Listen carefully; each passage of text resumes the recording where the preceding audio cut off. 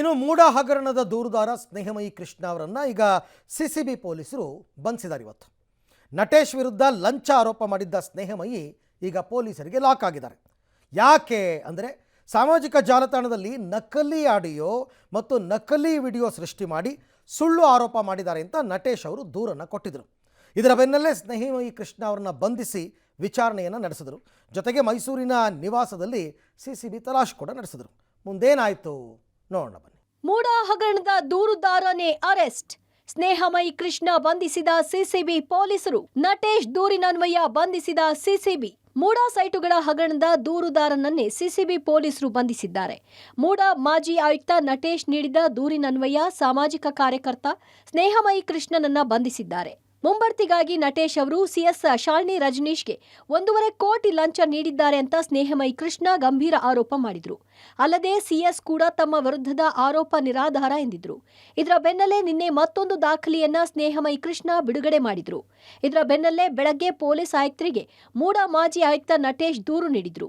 ಅದರಂತೆ ಅರೆಸ್ಟ್ ಮಾಡಲಾಗಿದೆ. ಇನ್ನು ಸ್ನೇಹಮಯಿ ಕೃಷ್ಣ ನಕಲಿ ಆಡಿಯೋ, ನಕಲಿ ವಿಡಿಯೋ ಸೃಷ್ಟಿಸಿ ಆರೋಪ ಮಾಡಿದ್ದಾರೆ ಅಂತ ನಟೇಶ್ ದೂರು ನೀಡಿದ್ರು. ಐಟಿ ಆಕ್ಟ್ ನಕಲಿ ದಾಖಲೆ ಸೃಷ್ಟಿ ಸೆಕ್ಷನ್ನ ಅಡಿಯಲ್ಲಿ ಎಫ್ಐಆರ್ ದಾಖಲಿಸಿ ಅರೆಸ್ಟ್ ಮಾಡಲಾಗಿದೆ. ಅಲ್ಲದೆ ಇದೇ ವಿಚಾರವಾಗಿ ಬೆಂಗಳೂರಿನ ಶಾಂತಿನಗರದಲ್ಲಿರುವ ಸಿಸಿಬಿ ಕಚೇರಿಯಲ್ಲಿ ಸ್ನೇಹಮಯಿ ಕೃಷ್ಣನನ್ನ ವಿಚಾರಣೆ ಮಾಡಿದ್ದಾರೆ. ನಟೇಶ್ ಅನ್ನೋರು ಬಂದು ಠಾಣೆಯಲ್ಲಿ ದೂರು ಕೊಟ್ಟಿರ್ತಾರೆ. ದೂರು ಅನ್ವಯ ಫರ್ದರ್ ಪ್ರಿಲಿಮಿನರಿ ಎನ್ಕ್ವೈರಿ ಮಾಡಿರ್ತೀವಿ. ಅದರಲ್ಲಿ ನಟೇಶ್ ಅವರ ಫೇಸ್ಬುಕ್ ಅಕೌಂಟಿಂದ ಡಾಕ್ಯುಮೆಂಟ್ಸ್ ಎಲ್ಲ ತಗೊಂಡು ಇವರು ಸ್ನೇಹಮಯಿ ಕೃಷ್ಣ ಅವರು ತಮ್ಮ ಫೇಸ್ಬುಕ್ಕಲ್ಲಿ ಫೋಟೋಸು ಮತ್ತು ಆಡಿಯೋ ಕ್ಲಿಪ್ಪು ಕ್ರಿಯೇಟ್ ಮಾಡಿಬಿಟ್ಟು ಪೋಸ್ಟ್ ಮಾಡಿಬಿಟ್ಟು ಅವ್ರ ಮೇಲೆ ಫಾಲ್ಸ್ ಇನ್ಫಾರ್ಮೇಷನ್ ಎಲ್ಲ ಸ್ಪ್ರೆಡ್ ಮಾಡಿಬಿಟ್ಟು ಆಮೇಲೆ ಅವ್ರಿಗೆ ತೊಂದರೆ ನೀಡ್ತಿನ ನಿಟ್ಟಿನಲ್ಲಿ ಒಂದು ಕಂಪ್ಲೇಂಟ್ ಕೊಟ್ಟು ಅವರ ರೆಪ್ಯುಟೇಷನ್ಗೆಲ್ಲ ಡ್ಯಾಮೇಜ್ ಮಾಡ್ತಾರೆ ಅಂತ ಒಂದು ಕಂಪ್ಲೇಂಟ್ ಇರ್ತದೆ.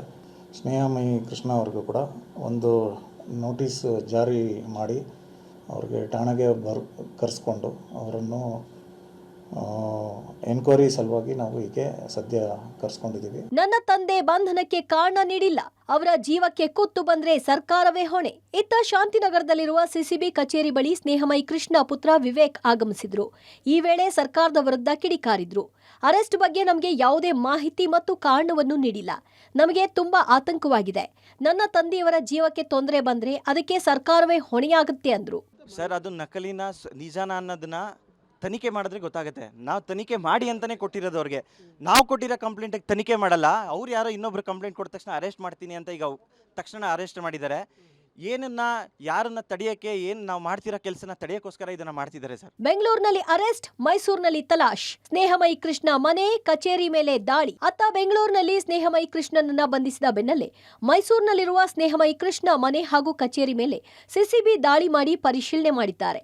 ಈ ವೇಳೆ ಸ್ನೇಹಮಯಿ ಕೃಷ್ಣ ಬಳಸುತ್ತಿದ್ದ ಕಂಪ್ಯೂಟರ್ನಲ್ಲಿ ನೂರಾರು ಆಡಿಯೋ ಸಂದೇಶಗಳು ಸೇವ್ ಆಗಿರುವುದು ಪತ್ತೆಯಾಗಿದೆ. ಕಳೆದ 4 ದಿನಗಳ ಹಿಂದೆ ನಟೇಶ್ ಸಂಬಂಧ 6 ಸೆಕೆಂಡ್ಗಳ ಆಡಿಯೋವೊಂದನ್ನು ರಿಲೀಸ್ ಮಾಡಿದ್ರು. ಆ ಆಡಿಯೋಗಳ ಬಗ್ಗೆಯೂ ಪೊಲೀಸರು ತಲಾಶ್ ಮಾಡಿದ್ದಾರೆ. ಅಷ್ಟೇ ಅಲ್ಲದೆ ಸ್ನೇಹಮಯಿ ಕೃಷ್ಣ ಅವರ ಪತ್ನಿಯನ್ನ ಸಿಸಿಬಿ ಪೊಲೀಸರು ವಿಚಾರಣೆ ಮಾಡಿದ್ರು. ಈ ಬಗ್ಗೆ ಸ್ನೇಹಮಯಿ ಕೃಷ್ಣ ಪುತ್ರ ಕೂಡ ಮಾಹಿತಿ ನೀಡಿದ್ದಾರೆ.